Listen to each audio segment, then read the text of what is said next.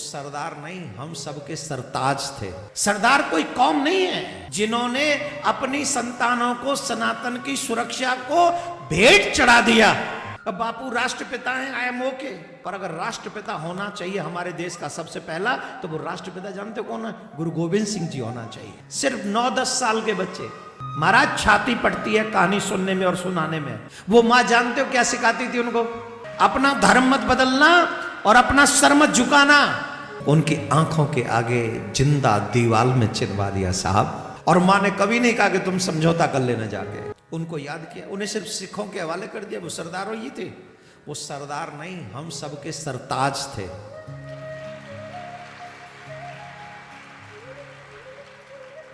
सरदार कोई कौम नहीं है,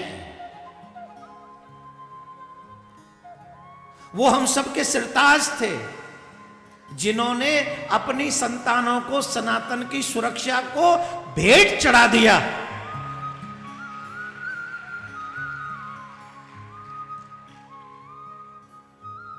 अब बापू राष्ट्रपिता हैं, आई एम ओके, पर अगर राष्ट्रपिता होना चाहिए हमारे देश का सबसे पहला, तो वो राष्ट्रपिता जानते हो कौन है? गुरु गोविंद सिंह जी होना चाहिए। मैं किसी भाव में आके नहीं कह रहा हूं इस बात को। महात्मा गांधी जी को मेरा नमन, मैं आदर करता हूं उनका, कभी डिसरिस्पेक्ट नहीं करता। कुछ चीजें हैं जो मुझे उनकी पसंद नहीं है, वो पर्सनल है, मेरी पर्सनल, अपने मेरी सोच तो नहीं बदल सकता ना कोई। कुछ चीजें हैं जो उनकी नहीं पसंद है, पर उनकी बहुत सारी चीजें ऐसी हैं जो मुझे पसंद है। लेकिन मुझे राष्ट्रपिता अगर कहना हो तो मैं गोविंद सिंह जी को कहूंगा, जिन्होंने इस देश को बचाने के लिए, सनातन को बचाने के लिए अपने बच्चों, और वाह उनके उन साहिबजादों की मां, उनकी मां, जब उन बच्चों को उन जालिमों ने अरेस्ट कर लिया था, वो बार बार प्रेस, कितने 9-10 साल के वो बच्चे, सिर्फ 9-10 साल के बच्चे, महाराज छाती पड़ती है कहानी सुनने में और सुनाने में। इसको कहते सच्चा देशभक्त। वो मां जानते हो क्या सिखाती थी उनको? अपना धर्म मत बदलना और अपना सर मत झुकाना। अपना धर्म मत बदलना और अपना सर मत झुकाना। ये वो लोग थे जब जुल्म हद से पार था, उस समय उनकी मां सिखा रही थी ये बात। सर मत झुका देना इन जालिमों के आगे, धर्म मत बदल लेना। उनके साहिबजादों को उनकी आंखों के आगे जिंदा दीवाल में चिनवा दिया साहब, जिंदा दीवाल में चिनवा दिया। और मां ने कभी नहीं कहा कि तुम समझौता कर लेना जाके। कहा जन्म और मृत्यु तो लगा रहता है, लेकिन इस देश की आन बान शान, तुम्हारे पिता ने इस देश के लिए बहुत कुछ खोया है, आज तुम्हें भी दिखाना है कि तुम उसी पिता की संतान हो। अरे साहब, हमें आजादी क्या मिली? हमने तो अपना बेड़ा गर्क ही कर लिया। एक और बात बता दें जी, सिर्फ कुर्सी जीत लो यही देशभक्ति नहीं है, तुम्हें नौकरी मिल जाए यही देशभक्ति नहीं है, तुम्हारे घर में बहुत बड़ी पेमेंट आ जाए यही देशभक्ति नहीं है, तुम्हारे बाद भी इस देश में देशभक्त होते रहे, तुम्हारा कर्म ऐसा होना चाहिए, ये सच्ची देशभक्ति है। कईयों को लगता है हम कुर्सी जीत गए, हमारी देशभक्ति सफल हो गई। कईयों को लगता है हमें नौकरी मिल गई, हिंदू के नाम पे हमारा देशभक्ति हो गया। कईयों को लगता है हम देसी प्रोडक्ट बेच लिया, हम हिंदू, हमारे पे खूब हो गया, काम चल गया, यह देशभक्ति ना। तुम्हारे बाद भी इस देश पर आंच ना जाए, खरोंच ना जाए, इस देश पर दुश्मनों की नजर ना उठे, ऐसा कर्म जिसके मन में है वही देशभक्त है और वही सच्चा देश प्रेमी भी है।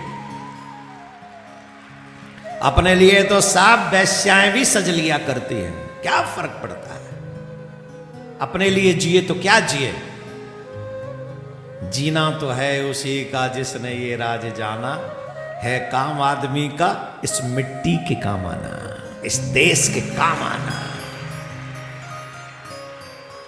कह रही है मेरे पर्सनल विचार है, मैं किसी को फोर्स नहीं कर सकता।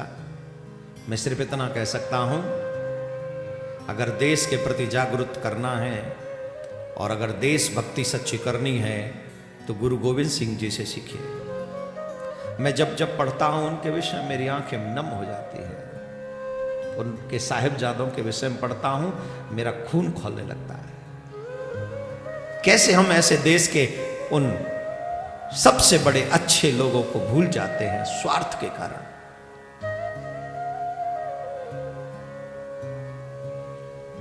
मैं तो कहता हूं गुरु गोविंद सिंह जी को भारत रत्न नहीं, इससे भी बड़ा कोई रत्न हो तो दे देना चाहिए।